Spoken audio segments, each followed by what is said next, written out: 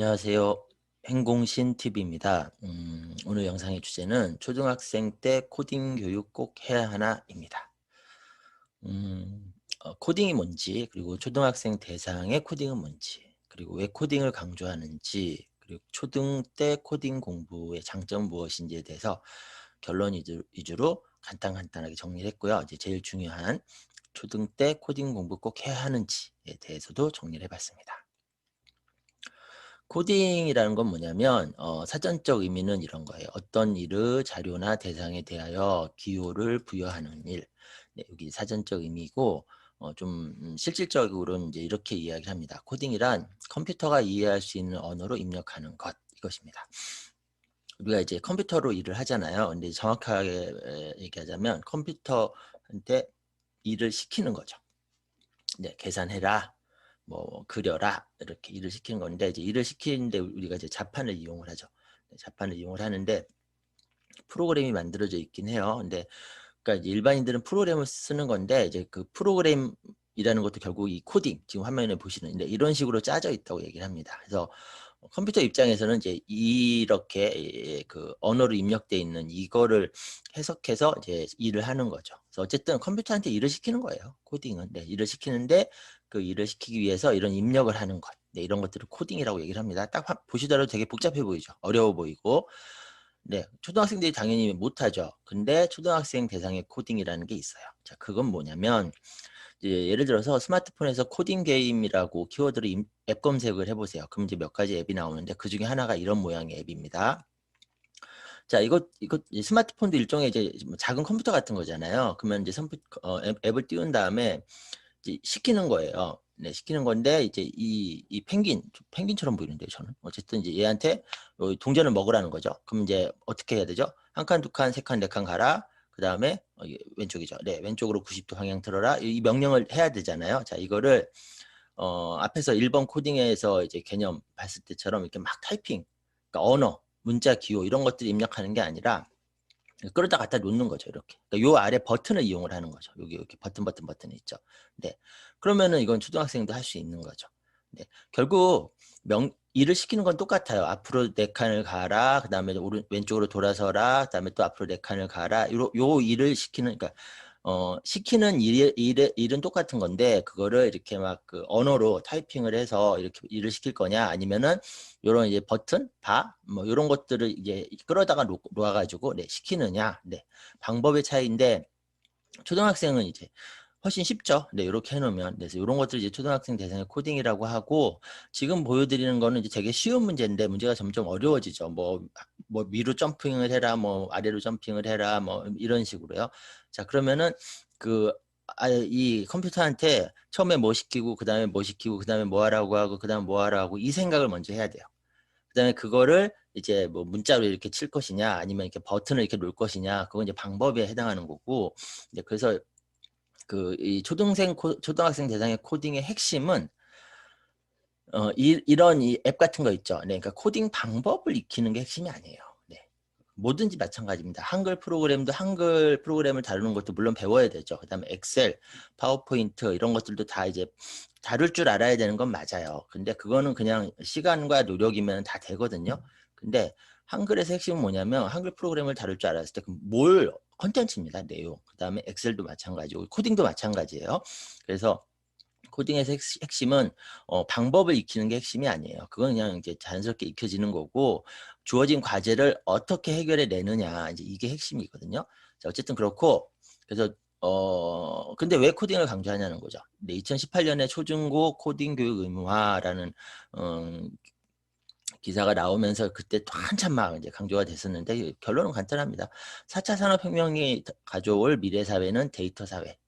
우리 주변에 훨씬 더 많은 그 컴퓨터가 이제 들어오게 될 거예요. 네, 일상에. 근데 컴퓨터라는 게 결국 다 데이터가 움직이는 거잖아요. 영하고 일이죠. 이제 가장 저 근본에 있는 기계어는 컴퓨터는 영하고 일인데 어쨌든 이제 그러다 보니까 우리 일상에서 더 많이 사용이 되니까 이제 더 필요해진다. 뭐 이런 얘기였죠. 네.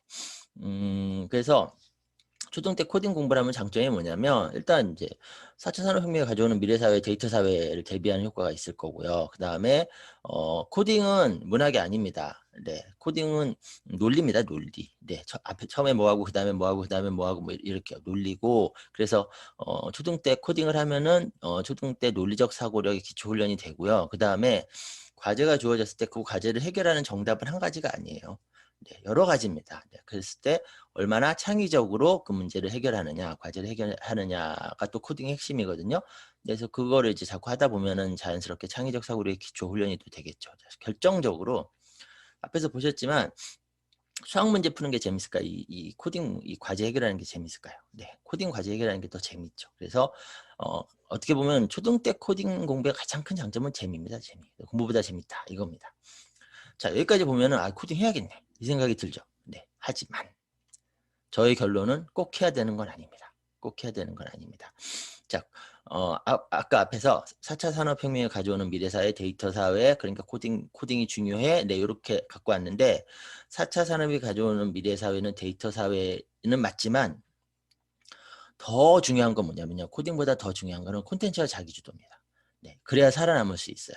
그러니까 단적으로 코딩을 못하면은 살아남을 수 없을까요? 아닙니다. 하지만 콘텐츠가 없고 자기주도 능력이 없으면 살아남지 못합니다. 그냥 이렇게 딱 따져보면 돼요. 얘가 있으면 죽나? 죽는다는 표현은 좀 그렇죠. 네. 얘가 있으면 얘가 없으면 근데 얘가 있으면 얘가 없으면 이걸로 따져보면 되거든요. 콘텐츠와 자기주도가 없으면 정말 살기 힘들 거예요. 하지만 콘텐츠와 자기주도가 있으면 코딩 없어도 살 수 있을 겁니다.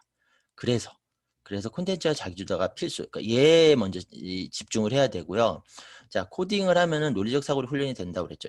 수학으로 충분히 코딩 이상으로 차고 넘치게 논리적 사고를 훈련할 수 있습니다. 초중고 내내 수학 공부 제대로 한다고 생각해 보세요. 그러면 됩니다. 네, 뭐 더 길게 말 안 할게요. 네, 그 다음에 창의적 사고력 부분도 창의력이라는 거는 기초 사고력이 아니에요. 상당히 고차원적인 사고력입니다. 네, 근데 창의력을 발휘하려면 뭔가 있어야 되죠. 컨텐츠가 있어야 된단 말이에요. 그러면은 먼저 해야 될 거는 과목별 공부를 제대로 하면서 영역별 과목별 컨텐츠를 탄탄하게 쌓아가는 거예요.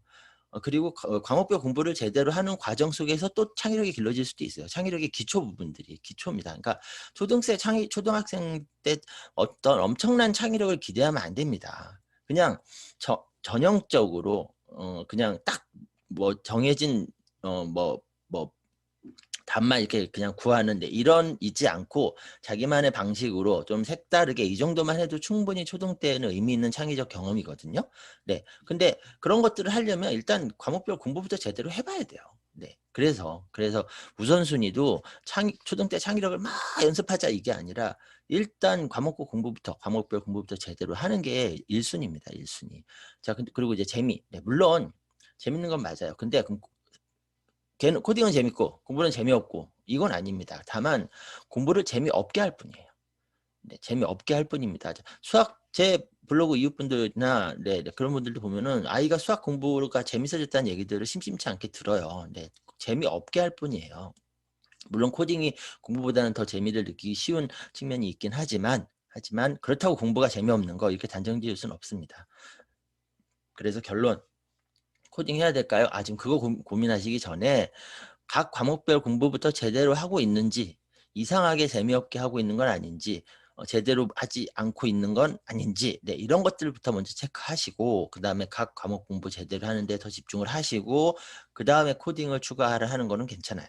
괜찮습니다. 네, 제 아이는요 안 했습니다. 네, 제 아이는 서울대 갔어요 올해. 네, 근데 안 했습니다. 아무 지장 없습니다. 네, 각 과목 공부 제대로만 하면 네, 그러니까 뭐 이제 서울대가 전부는 아니지만 기왕이면 좋은 대학 가고자 한다면 네 그리고 각 과목 공부 제대로 하면은 그러면 자연스럽게 미래사회 대비도 됩니다. 네, 그렇기 때문에 1순위는 아니다. 네, 이렇게 결론적으로 말씀을 드리고 싶네요.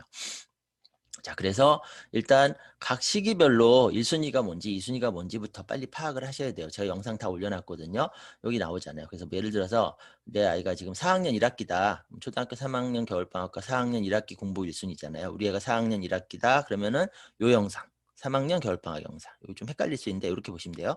우리 애가 지금 3학년 1학기다. 그러면은 2학년 겨울방학 영상. 네, 요걸 보시면은 시기별 우선순위가 뭔지 네, 이거를 확인하실 수가 있고 그다음에 제가 진행하는 12가지 주제 강의가 있습니다. 매 주제마다 보세요. 매 주제마다 각 과목 공부 제대로 네, 그것들을 녹여 놓은 거고 1시간 20분짜리 강의들이에요. 네, 이것들을 꼭 들어보세요. 그러면은 우리나라에서 공부 어떻게 해야 되는지를 제가 싹 정리를 해 놨으니까 네, 오늘 영상 도움 되셨다면 구독하기 잊지 마시고요. 초등학생 때 코딩 교육 꼭 해야 하나? 여기까지입니다. 안녕히 계세요.